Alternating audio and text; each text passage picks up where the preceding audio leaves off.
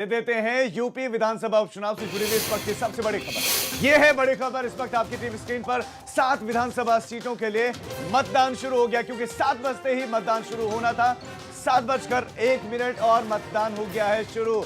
Voting हो गई है शुरू। शाम 6 बजे तक का वक्त अब आपके पास है। आप जाइए, अपने मत का इस्तेमाल कीजिए, वोट जरूर डालिए। 88 कैंडिडेट हैं, 88 प्रत्याशी हैं और उनकी किस्मत का फैसला होना है वो आज कैद हो जाएगा ईवीएम में, बैलेट बॉक्स में। और बेहद कड़ी सुरक्षा के बीच में ये वोटिंग शुरू हो गई है। 88 उम्मीदवारों के भाग्य पर मतदाता आज लगा देंगे मोहर। 7 सीटों का विजेता होगा कौन, ये पता चल जाएगा। 24 लाख से ज्यादा मतदाता है जो हार जीत का फैसला तय करेंगे। 7 सीटें हैं विधानसभा की और इन 7 सीटों पर उपचुनाव हैं।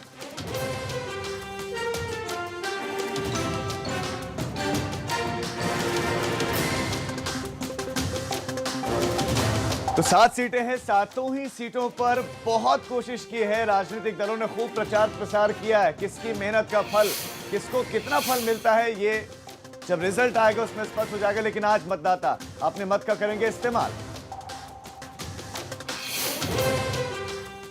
बड़ी कवरेज हमारी चल रही है। लगातार अलग अलग सीटों पर क्या गणित है वो भी हम बता रहे हैं, कहां पर कितने कोड़ियां मुकाबला है वो हम बता रहे हैं। लेकिन अब बात करते हैं देवरिया सदर की। देवरिया सदर विधानसभा सीट की अगर हम बात करें तो यहां पर मुकाबला बेहद दिलचस्प है। कैसे है जरा आप इन ग्राफिक्स के जरिए समझ लीजिए। यह है देवरिया का दंगल।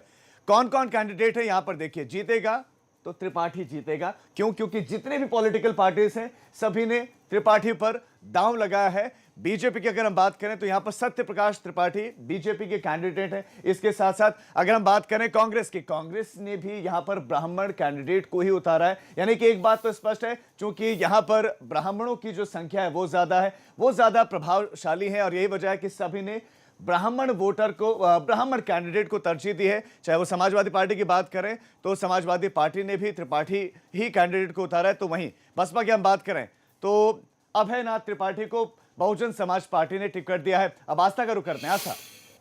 बिल्कुल राजीव, आपने ये तो बता दिया कि कौन सी सियासी पार्टी ने किस दिग्गज पे दाम लगाया है, लेकिन जैसे सीट पे एक नारा ही चल पड़ा है, मतलब जीतेगा तो त्रिपाठी जीतेगा। लेकिन त्रिपाठी जी कौन से वाले होंगे ये तय करना है उन वोटर्स को जो आज पोलिंग बूथ पर जाएंगे, और देखना होगा कि कितनी दिलचस्पी, कितना रुझान लोग इस मतदान में दिखाते हैं। अब आपको दिखाते हैं देवरिया सदर सीट का सियासी गणित और समझते हैं कि ब्राह्मण वोटर्स के डोमिनेंस वाला ये पूरा क्षेत्र दरअसल किसे चुनेगा, किन मुद्दों पर चुनेगा, क्या हावी रहेगा इस चुनाव में, इस रिपोर्ट के जरिए आपको समझाते हैं।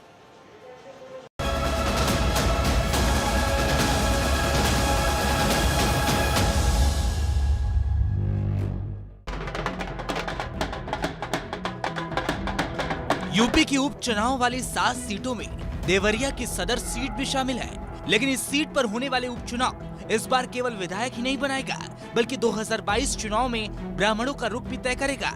यही वजह है कि 7 सीटों में देवरिया इकलौती ऐसी सीट है जिसमें चारों प्रमुख पार्टियों ने त्रिपाठियों पर दांव खेला है। भाजपा से जहां सत्यमणि त्रिपाठी को टिकट दिया गया है, तो वहीं सपा से पूर्व मंत्री ब्रह्मा शंकर त्रिपाठी को टिकट मिला है। कांग्रेस ने मुकुंद भास्कर मणि त्रिपाठी को अपना कैंडिडेट बनाया है, जबकि बसपा ने अभयनाथ त्रिपाठी को उम्मीदवार बनाया है। इसलिए देवरिया सीट पर टक्कर कांटे की होनी तय है। ये सीट भाजपा के पास थी। भाजपा विधायक जन्मेजय सिंह के निधन के बाद ये सीट खाली हुई है। 2 बार जन्मेजय सिंह ने इस सीट पर भाजपा का झंडा फहराया था, लेकिन इस बार उनके बेटे अजय को पार्टी ने किनारे कर दिया और अब अजय निर्दलीय उम्मीदवार के रूप में मैदान में है, जिससे भाजपा के सामने भीतरघात की बड़ी मुश्किल है। देवरिया की सदर सीट में करीब 4 लाख मतदाता हैं, जिनमें सबसे ज्यादा संख्या ब्राह्मणों की है, जिसमें करीब 55,000 है। दूसरे नंबर पर वैश्य मतदाता हैं, जिनकी संख्या 50,000 के करीब है। इसके अलावा 30,000 यादव, 25,000 मुसलमान, 22,000 निषाद, 22,000 ठाकुर और अन्य जाति के मतदाता शामिल हैं।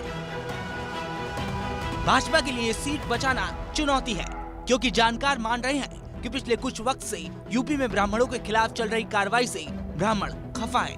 यही वजह है इस बार देवरिया सीट से जीतने वाला कैंडिडेट 2022 के लिए ब्राह्मणों का रुख तय कर देगा। देवरिया से संजीत, एबीपी गंगा।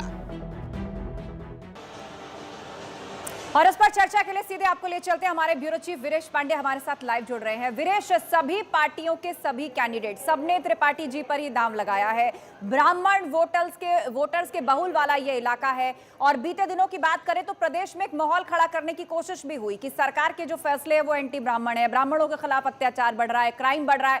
तो मतलब हर पार्टी के त्रिपाठी जी को अब ये यकीन दिलाना है वोटर्स को कि हम आपके असली हितैषी हैं। देखिए, ब्राह्मण बाहुल्य इलाका है देवरिया और यही वजह है कि सभी पार्टियों ने ब्राह्मण पर दांव लगाया है। और चाहे सपा हो, बसपा हो, भारतीय जनता पार्टी हो, कांग्रेस हो, सभी ने ब्राह्मण पर दांव लगाया है। कारण यह है कि जो नैरेटिव सेट किया गया था कि ये सरकार ब्राह्मण विरोधी है और तमाम तरह के काम किए जा रहे हैं, उसको देखते हुए सभी ने ये सोचा कि देवरिया सीट पर ब्राह्मण कैंडिडेट खड़ा किया जाए और मतदान की प्रक्रिया शुरू हो गई है। लेकिन ये नैरेटिव किस हद तक सफल होगा ये तो 10 तारीख को पता चलेगा। लेकिन जो देवरिया की जनता है वो बूथों पर आनी शुरू हो गई है। ये इंदिरा गांधी पूर्व माध्यमिक विद्यालय रामनाथ देवरिया का प्राथमिक विद्यालय है। यहाँ पर विभिन्न तरह की तैयारियां हैं। अगर हम देवरिया के मतदाताओं की बात करें तो यहाँ 3,36,565 मतदाता हैं। पुरुष जिसमें 1,82,251 है, महिला 1,54,302 हैं।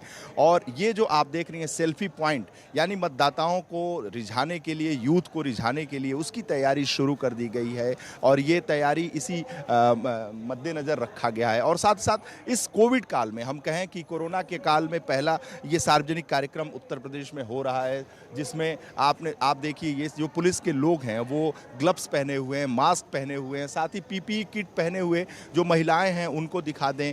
ये जो इस बूथ पे आएगा उसे मास्क दिया जाएगा, सैनिटाइजर दिया जाएगा और साथ ही साथ ग्लव्स दिया जाएगा। ये तैयारियां आप देखिए बूथ के पास वीरेश, की गई बहुत हैं। अच्छी तैयारियां हमें जो भी देखने को मतदाता मिल रही है और जिसके एक पास सेल्फी नहीं पॉइंट होगा, भी जो है कि जागरूक जो नहीं भी होगा। आएगा वो सेल्फी अपनी खिंचवा सकता है। लेकिन वीरेश, एक सवाल ये है कि जितने भी कैंडिडेट हैं सब त्रिपाठी हैं, यानी कि सब ब्राह्मण है, तो ऐसे में मतों का बिखराव तय है। मतों का बिखराव होता है तो फिर फायदा किसको मिलेगा?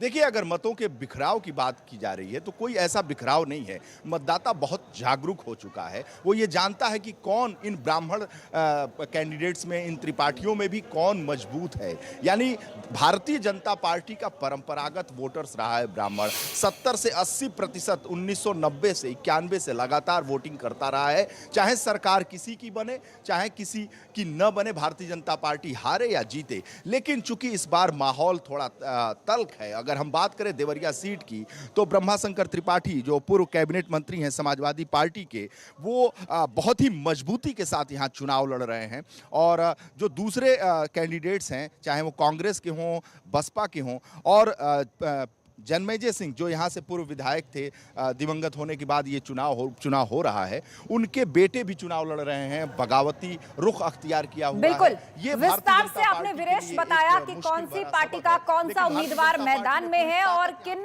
मुद्दों को लेकर उतरा है, किन मुद्दों की बात हो रही है और साथ ही किसके समीकरण से किसको फायदा और क्या नुकसान होने जा रहा है। आप हमारे साथ जुड़े रहिए, आगे भी हम आपसे अपडेट, लेकिन फिलहाल राजीव का रुख करने जा रहे हैं हमारे